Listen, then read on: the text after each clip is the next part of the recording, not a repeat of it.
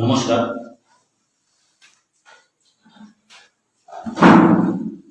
সারা রাজ্যের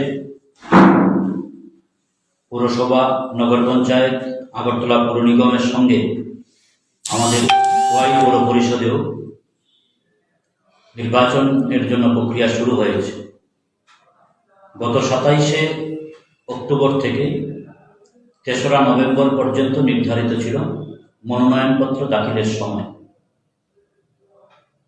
আমরা CPIM 30শে October আমরা খোয়াই পৌর পরিষদের 9টি ওয়ার্ডে আমরা মনোনয়নপত্র আমাদের প্রার্থীদেরকে নিয়ে সেখানে দাখিল করি। পরবর্তী সময় 2রা নভেম্বর আমরা আরও 3টি আসনে আমাদের প্রার্থীদের মনোনয়নপত্র দাখিল করি এবং ইতিমধ্যে আপনারা শুনেছেন, আমাদের সম্পাদক বলেছেন, আমাদের শেষ দিনে অর্থাৎ 3রা নভেম্বর প্রস্তুতি ছিল বাকি আরও 3টি আসনে মনোনয়নপত্র দাখিল করবার। কিন্তু সেই দিন খোয়াই এক নজিরবিহীন ঘটনার সাক্ষী হল। খোয়াইয়ের ইতিহাসে আমরা কখনো এই ধরনের ঘটনা দেখিনি যে মনোনয়নপত্র যেন কোনো দল দাখিল করতে না পারে, তার জন্য শেষ দিন গোটা খোয়াই শহরটাকেই বলা চলে প্রায় অবরুদ্ধ করে রাখা হয়। খোয়াই পৌর পরিষদ এলাকার থেকেই শুধু না, খোয়াই জেলার বিভিন্ন প্রান্ত থেকে বিজেপি দল তার দুর্বৃত্ত বাহিনীকে এনে জড়ো করে এবং অফিসটিলা এলাকায় যেন কোনো দল সেখানে না যেতে পারে মনোনয়নপত্র দাখিলের জন্য, তার জন্য বিভিন্নভাবে সেখানে তারা একটা উত্তেজনাকর পরিবেশ তৈরি করে। এমনকি আমরা দেখলাম আমাদের দলের একজন সাধারণ কর্মী, সে একটি বিশেষ প্রয়োজনে তার অফিসিয়াল একটি কাজে অফিসটিলায় গিয়েছিল, বিশ্বজিৎ সরকার, তার উপর আমরা দেখলাম সেখানে বেপরোয়াভাবে আক্রমণ সংগঠিত করা। এবং শুধুমাত্র এই ঘটনাই না, আমরা দেখছি নির্বাচন ঘোষণা হওয়ার সঙ্গে সঙ্গে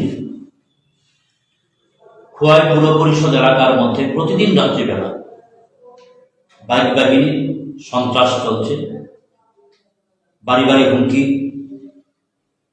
বিভিন্ন বাড়িঘরে হামলা, আক্রমণ, ভাঙচুর ইত্যাদি চলছে।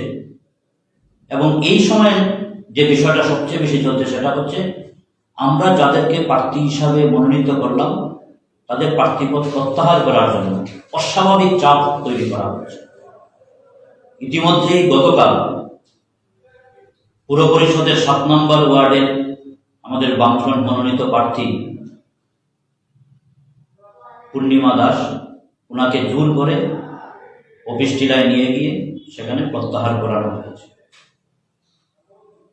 এবং শুধু একজনই না, আমরা দেখছি আরো বেশ কয়েকজন আমাদের প্রার্থীদের উপর নানাভাবে সেখানে চাপ তৈরি করা হচ্ছে এবং প্রার্থীদের যারা প্রস্তাবক তাদের উপরও সেখানে বিভিন্নভাবে চাপ তৈরি করা হচ্ছে।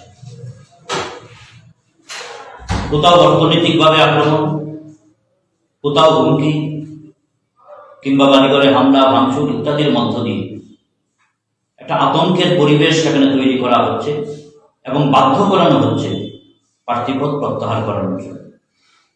আমরা শাসক দলের এই নজিরবিহীন রাজনৈতিক সন্ত্রাসের তীব্র বিরোধিতা করছি এবং সবচেয়ে উদ্বেগজনক বিষয় হচ্ছে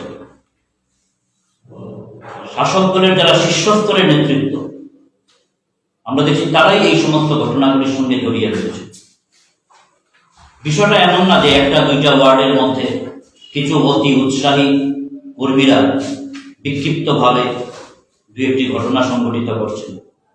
একেবারে পরিকল্পনা মাফিক এটা আমরা দাবি করে বলতে পারি শাসক দলের শীর্ষস্তরের নেতারা উপস্থিত থেকে নিজেরা এই ধরনের ঘটনাগুলি সংঘটিত করছে। গণতন্ত্রের পক্ষে শোভনীয়। আমরা এই ধরনের কার্যকলাপের তীব্র প্রতিবাদ জানাচ্ছি, নিন্দা জানাচ্ছি।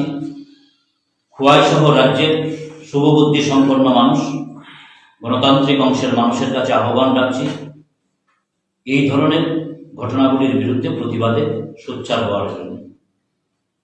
আমরা দেখলাম গতকাল ছিল স্ক্রুটিনি, সেখানে নির্বাচন দপ্তর থেকে আমাদেরকে জানানো হলো যে যারা প্রার্থী এবং যারা প্রস্তাবক, হয় প্রার্থী যাবেন না প্রস্তাবক যাবেন, যে কোনো একজন, সেইভাবে তারা উপস্থিত থাকতে পারবেন, অন্য কেউ থাকতে পারবেন না। সেই অনুযায়ী আমাদের যে 12টি ওয়ার্ডে আমরা প্রতিদ্বন্দ্বিতা করছি, কোন ওয়ার্ডের প্রার্থী নিজে অথবা ওনার প্রস্তাবক ওনার পক্ষে সেখানে উপস্থিত হন। কিন্তু আমরা দেখলাম খোদ রিটার্নিং অফিসারের দপ্তরের মধ্যে শাসক দল, সেখানে শাসক দলের বহিরাগতরা সেখানে সমবেত হলেন। শুধু তাদের প্রার্থী বা প্রস্তাবক না, তাদের অন্যান্য নেতৃত্বরা গিয়ে সেখানে উপস্থিত হলেন।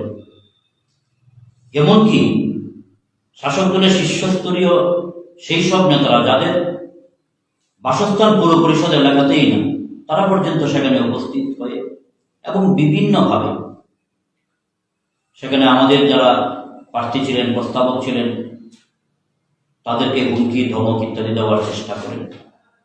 এক কথায় এই বিষয়গুলি নজিরবিহীন ঘটনা। এই ধরনের ঘটনার সাক্ষী আমরা হলাম গতকাল। সর্বোপরি এই যে সন্ত্রাস, এবং এটা বলা যায় যে খোয়াইয়ের মাটিতে এটা শুধুমাত্র পৌর পরিষদ নির্বাচনকে কেন্দ্র করেই না, গত 44 মাস যাবৎ প্রতিদিন, প্রতি মুহূর্তে, প্রতিটি রাত্রে একটা ধারাবাহিক সন্ত্রাসের সাক্ষী হচ্ছে খোয়াইয়ের মানুষ। আমরা জানি না শাসক দলের এত ভয় কেন এত সন্ত্রাসের আবহ তারা তৈরি করছে। যারা ভাবছেন এই সন্ত্রাসের পরিবেশ তৈরি করার মধ্য দিয়ে ক্ষমতায় টিকে থাকবেন, তারা মূর্খের স্বর্গে বাস করছেন।